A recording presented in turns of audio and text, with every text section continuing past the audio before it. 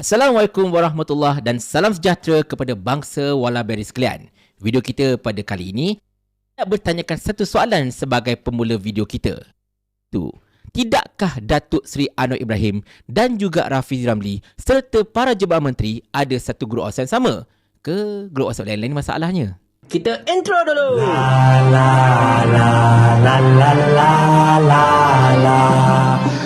Cerita dia macam ni, tuan-tuan dan puan-puan sekalian. Kita semua tahu sekarang ini padu sedang ditolak satu persatu oleh negeri-negeri di Malaysia. Mula-mula Sarawak tolak padu hasil daripada apa yang telah diumumkan baru-baru ini oleh Kerajaan Negeri Sarawak, di mana saya telah pun kongsikan tentang kerisauan yang melanda Menteri Sarawak iaitu Datuk Seri Abdul Karim Rahman Hassan. Dan kemudian Sabah juga telah bertindak untuk menolak daripada mendaftar padu dengan timbalan menterinya iaitu Jeffrey Kitingan menyatakan yang perlu diselesaikan beberapa isu-isu berbangkit dan banyak lagi perkara lah yang menyebabkan mereka ini rasa macam tak berapa cantik nak daftar padu sekarang serta macam pelik.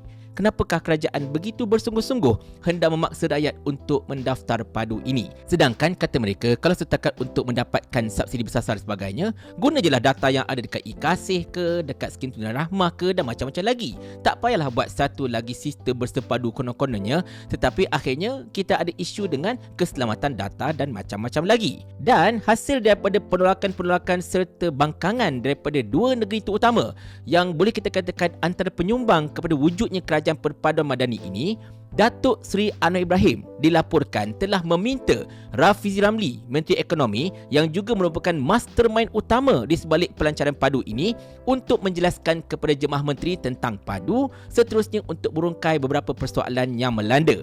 Dari satu segi tuan-tuan sekalian, nampak macam Datuk Seri Anwar Ibrahim ini sekali lagi menjadi wira, di mana kelihatannya beliau begitu cakna. Oh, kau kena terangkan semua ini kepada rakyat, kepada menteri sebagainya supaya mereka tidak keliru dan macam-macam lagi lah. Tetapi tuan-tuan sekalian, inilah kekelakaran sebenarnya. Mengapakah saya kata benda ini kelakar? Baik, saya nak anda dengar sebetul-betul. Nombor satunya tuan-tuan sekalian, padu ini bukan satu benda kecil. Ianya melibatkan banyak sekali agensi-agensi kerajaan yang melibatkan banyak kementerian-kementerian lain. Sebagai contohnya kalau e-Kasih bawah Jabatan Kebijakan Masyarakat.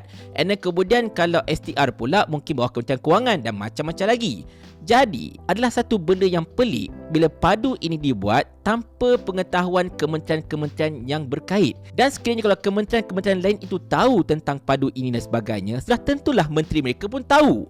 Takkanlah kementerian-kementerian ini buat keputusan sendiri ikut tanpa pengetahuan menteri dan sebagainya, betul tak? Nombor duanya, oleh kerana itulah pastinya apa sahaja perkara berkaitan dengan padu ini dibentangkan oleh Rafizi dan mesyuarat jemaah menteri, mesyuarat kabinet, betul tak?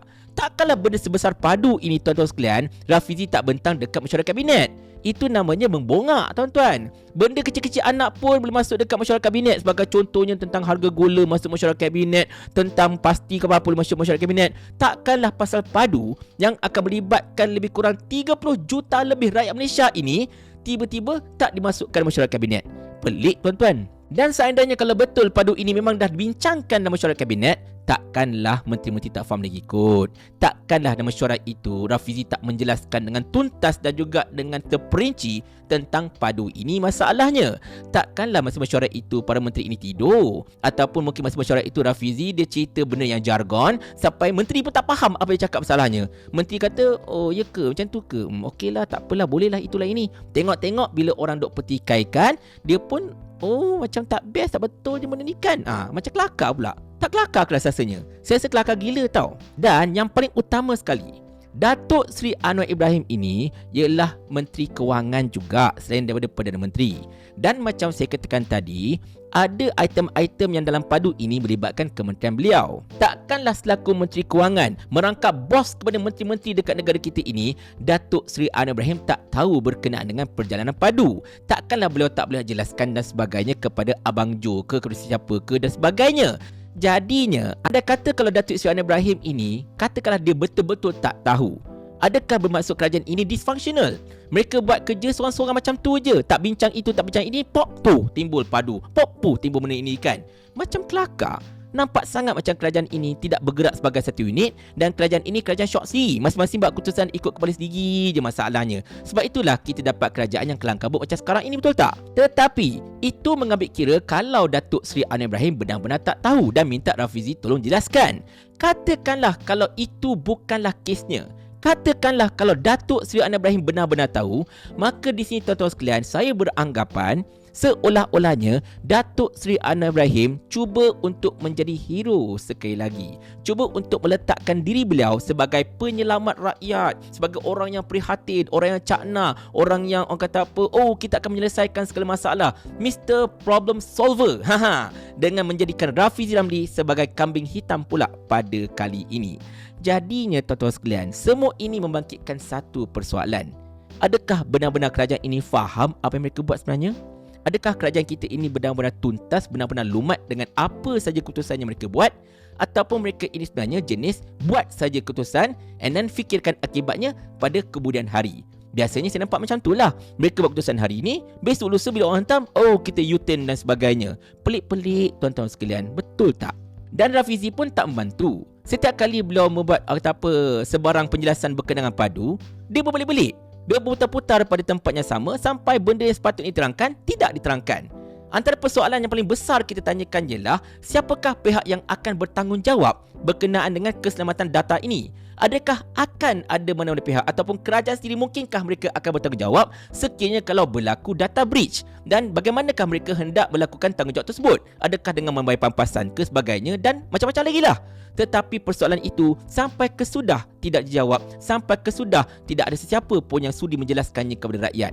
Dan itulah yang menjadi alasan kepada negeri Sabah dan Sarawak untuk legitimately menolak daripada mendaftar padu ini. Tetapi akhirnya Datuk Seri Anwar Ibrahim lepas tangan. Dia kata, Rafizi, this is your ministry, engkau kena jelaskan. Padahal mustahil tuan-tuan, mustahil sama sekali Datuk Seri Anwar Ibrahim tak tahu menahu ataupun tidak ada maklumat berkenaan dengan padu. Walhal macam saya katakan tadi, beliau bukan sekadar Perdana Menteri, beliau juga merupakan Menteri Kewangan. Dan mustahil kalau jemaah menteri tak tahu, sebab benda sebesar ini saya katakan mesti dibincangkan dalam mesyuarat kabinet sebelum dilancarkan. Kalau tidak, nampak sangat kerajaan kita ini macam saya katakan tadi, kerajaan yang caca merbah, jenis one man show, seorang buat keputusan, lain-lain tak tahu, grup WhatsApp tak ada, sudahnya U-turn sana sini, menyusahkan rakyat, membebankan rakyat dan macam-macam lagi. Tetapi itulah dia tuan-tuan sekalian, benda-benda ini tak pelik sebenarnya, sebab kita tahu kerajaan ini kan kerajaan mereka. Mereka boleh buat sesuka hati mereka walaupun benda yang mereka buat itu bongok sekali tuan-tuan sekalian. Sebab apa? Sebab Sani Hamzah pun dah warning kita awal-awal kan. Dan Rafizi pun kata dia ada banyak formula. Tak percaya? Cuba dah tonton ni. Kerajaan ni kerajaan kami, jadi ikut suka kami lah. Paling kurang aku ada formula. Ni kau ada menteri berlambat-lambat ni, satu formula pun tak ada. Otak letak dekat mana? Saya ulang. Sampai Abang Jamil mampus.